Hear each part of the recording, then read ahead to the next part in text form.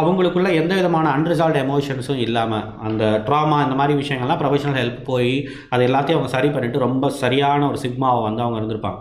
அப்படி இருக்கும்போது அவங்களுக்கு எந்த விதமான ட்ராமடைசேஷனும் திருப்பி வந்து அந்த ரீட்ராமடைசேஷன் பண்ண வேண்டிய கட்டாயம் அப்படிங்கிறது இருக்காது. அதாவது அகைன் ஒரு டாக்ஸிக்கான பர்சனை வந்து செலக்ட் பண்ணி அந்த பர்சன்கிட்ட போய் சண்டை போட்டு அந்த பர்சன் கூட போய் முட்டி மோதிக்கிட்டு இருந்துட்டு அப்புறம் அதுலேருந்து நம்ம வெளில வந்து ஒரு டாக்ஸிக்கான பர்சனை போய் செலக்ட் பண்ணி இப்படியே இந்த மாதிரியான விஷயங்கள்லேயே நம்மளுடைய வாழ்க்கைங்கிறது போகாது.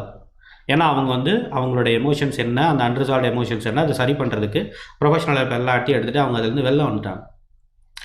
வெளில வந்ததுக்கப்புறம் அந்த ரீட்ராமடைசேஷனுங்கிற ஆப்ஷனே இல்லாத போது ஈஸியாக வந்து அவங்க என்ன பண்ணுவாங்கன்னா, they are very open minded.